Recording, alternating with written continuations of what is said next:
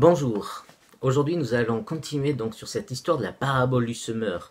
Nous étions dans Luc au chapitre 8, dans les premiers versets où Jésus raconte cette parabole.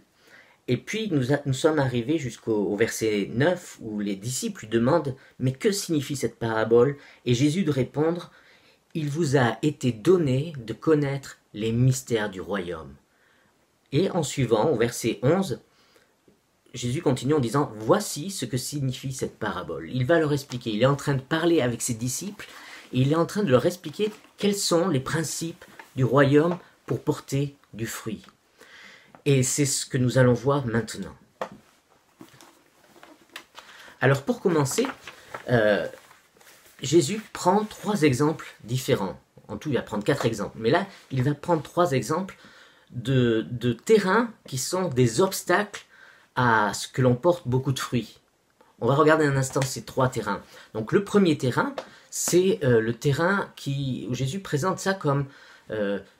donc il dit, la semence, c'est la parole de Dieu. Et puis il y a ceux qui sont sur le bord du chemin. Le bord du chemin, ça c'est le premier terrain. C'est quoi qui définit le bord du chemin? Un bord de chemin, il ne se passe pas grand-chose. En fait, il passe les gens qui se promènent, ou qui vont d'un endroit à un autre. C'est un lieu de passage, un bord de chemin. C'est pas un endroit où on construit une maison, où on établit un champ. C'est juste un lieu de passage. C'est pas une terre travaillée. C'est un endroit qui sert juste à passer. Et des fois, dans nos vies sont semblables à un bord de chemin, c'est-à-dire il n'y a pas de travail qui est fait en vue d'aller quelque part. Je vous rappelle que Jésus est en train de parler à ses disciples, il est en train de leur communiquer sa vision du projet du Père.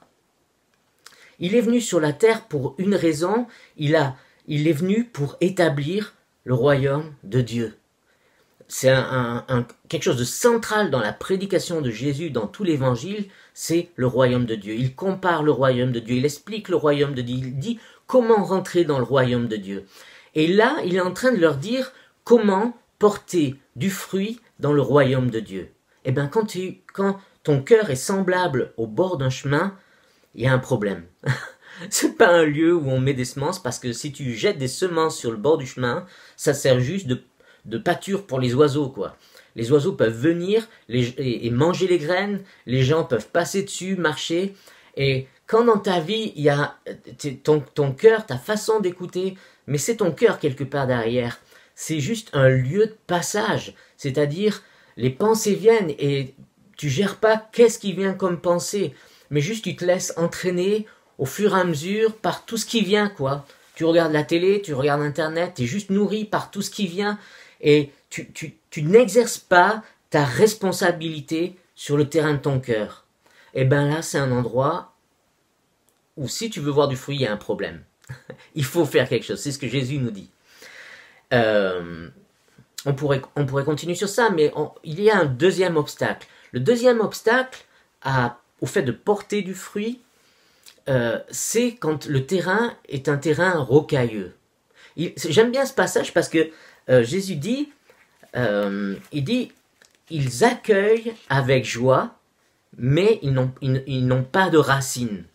Parce qu'un terrain rocailleux, c'est intéressant parce que ça veut dire les gens peuvent accueillir, tu peux accueillir avec joie, ça peut te réjouir d'entendre la parole de Dieu, mais ça ne produit pas de racines. Et si ça ne produit pas de racines, ça ne peut pas produire non plus de fruits. C'est logique. Pourquoi ça ne produit pas de fruits? Pourquoi y a-t-il des domaines dans nos vies qui restent stériles? Je ne sais pas si tu t'es déjà posé cette question, mais pourquoi est-ce que dans cette dimension de ma vie, il n'y a pas de fruits? C'est stérile. Si tu t'es fait cette réflexion, peut-être que tu peux penser à cette partie du texte de l'évangile de Luc où Jésus parle du terrain rocailleux. C'est un terrain où la pluie peut tomber dessus, il y a un peu de terre, les semences peuvent être posées là et commencer de grandir, mais rapidement, dès que viennent les épreuves, dès que vient la sécheresse, il n'y a pas de racines qui peuvent puiser dans le sous-sol la vie. Et ça indique quoi? Les pierres, c'est quoi les pierres? Les pierres, en général, une pierre, c'est pas, vous savez ce qu'on appelle la génération spontanée. Une pierre ne vient pas comme ça. Un jour, il n'y a pas de pierre, le lendemain, il y a des pierres. Non, les pierres sont le résultat d'années et d'années de fonctionnement. C'est une accumulation de choses dans ta vie, dans nos vies, qui s'accumulent et qui forment avec les siècles une pierre. C'est-à-dire, tu peux être quelqu'un qui accueille la parole de Dieu, mais peut-être qu'en toi, il y a des fonctionnements. Peut-être qu'ils sont le fruit de blessures, ou d'habitudes, ou de culture dans ta famille, dans ton éducation. Et ces choses, ces pierres-là, à un moment donné, si tu veux voir du fruit dans ta vie, il faut t'arrêter. Et il faut prendre le temps de regarder le terrain et de voir où sont les pierres et comment les enlever. Ça demande un travail intérieur. De même que le bord du chemin, s'il n'est pas travaillé, ne peut accueillir la semence, le terrain rocailleux va accueillir la semence, mais d'une façon limitée, elle ne va pas pouvoir porter beaucoup de fruits. Donc ça, c'est une deuxième chose. Regarde, pose-toi la question. C'est toujours important, il faut se poser les questions. Dans ma vie, est-ce qu'il y a de la stérilité? Est-ce qu'il y a des pierres qui se sont accumulées avec les années? Peut-être des choses qui viennent de mon enfance, même de plus loin, parce qu'il y a des choses qu'on retransmet de génération en génération, des habitudes, des styles de vie, des façons de penser qui sont dans les familles depuis longtemps. Et peut-être qu'il est temps que le Seigneur vienne toucher ces choses dans ta vie. On va voir tout de suite un troisième obstacle. Le troisième obstacle, c'est les ronces. Les soucis, toutes les choses qui encombrent nos pensées, qui font que quand tu reçois la parole de Dieu, eh ben, tu peux la recevoir, et tu vas de réunion en réunion, et tu reçois la parole de Dieu, et ça te fait du bien, et tu aimes, et tu apprécies ça, mais à un moment donné, c'est comme si c'était étouffé. Encore une fois, ça ne peut pas s'épanouir, parce qu'il y a des ronces, et il est nécessaire à un moment donné d'enlever, de ôter ces ronces. Et ces ronces sont les soucis, les choses qui te prennent la tête. Ce sont toutes les choses qui encombrent ta vie. Pour bien comprendre ces trois obstacles, il faut avoir à l'esprit que Jésus est en train de nous parler d'un projet. Il ne parle pas à ce moment-là de dire est-ce que Dieu t'aime ou est-ce qu'il t'aime pas, est-ce que tu fais ce qu'il faut ou est-ce qu'il faut tu fais pas ce qu'il faut pour être aimé. Non, tu es aimé, Dieu t'aime, ça, il n'y a pas à revenir là-dessus. Il est en train de parler de l'étape d'après. Dieu t'aime et maintenant, en toi, il y a ce désir de porter du fruit. Eh bien, regarde, dans ta vie, où en es-tu sur ces trois dimensions? Est-ce que ta vie est une vie où tu ne peux pas recevoir la parole de Dieu et entrer dans le projet de Dieu si tu ne travailles pas dessus? C'est pas instantané. Moïse, ça lui a pris 40 ans. Il y a plein d'exemples dans la parole de Dieu d'hommes, de femmes même, pour qui ça a pris des années et des années avant de paraître et de laisser paraître le fruit de ce qui avait été semé en eux. Donc, est-ce que la terre de ton cœur est travaillée? Est-ce qu'il y a des fonctionnements dans ta vie qui empêchent la parole de Dieu de porter du fruit? Des choses que tu as tellement assimilées, même tu t'en rends pas compte. Tu as besoin, moi je sais que dans ma vie, j'ai eu besoin, et j'ai besoin encore de prier pour dire Seigneur, fais briller ta lumière, que je puisse voir les choses qui, dans ma façon de penser, dans ma façon de me comporter face aux épreuves, face aux intempéries, font que je ne réagis pas d'une façon qui soit conforme à l'habitus du royaume de Dieu. Et je fais référence à l'introduction de cette série, au style de vie du royaume de Dieu. Et puis, qu'est-ce que je laisse pousser dans ma vie?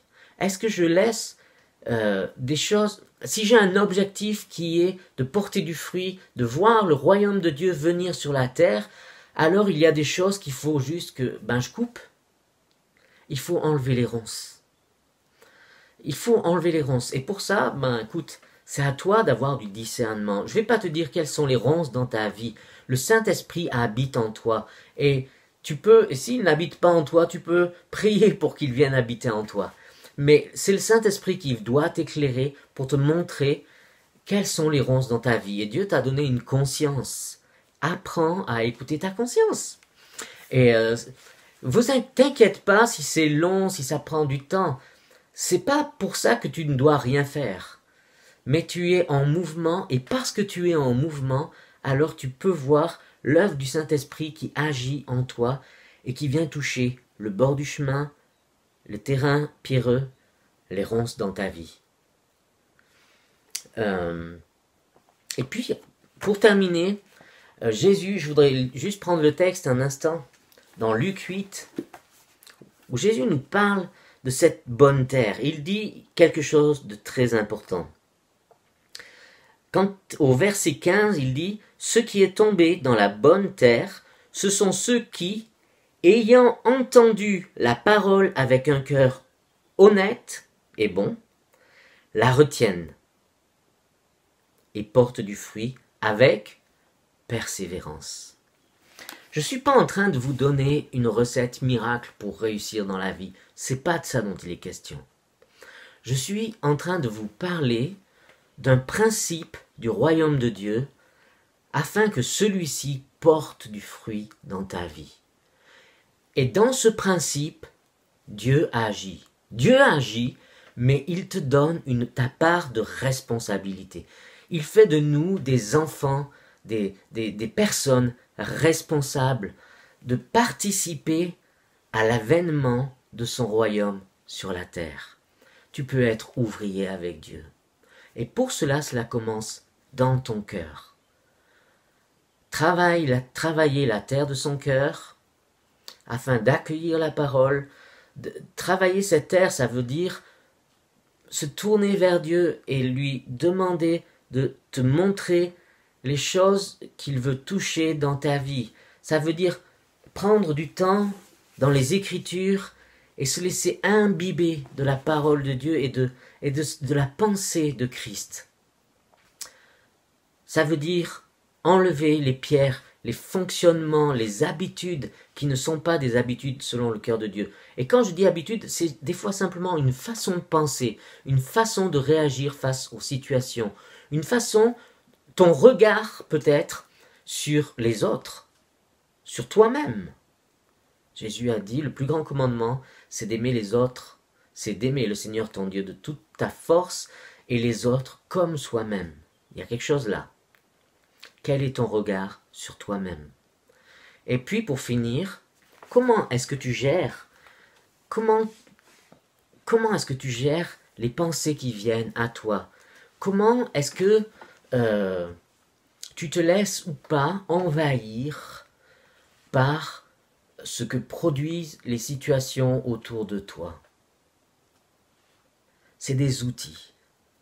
Et Jésus nous enseigne que si on travaille sur ces 3 dimensions et qu'on a le désir d'accueillir sa parole et qu'une fois que le travail a commencé, il ne te dit pas « tu as besoin d'être parfait », mais il te dit « si une fois que le travail a commencé, tu persévères dedans, alors tu vas voir que le royaume de Dieu va produire du bon fruit en toi. » Ça peut prendre du temps.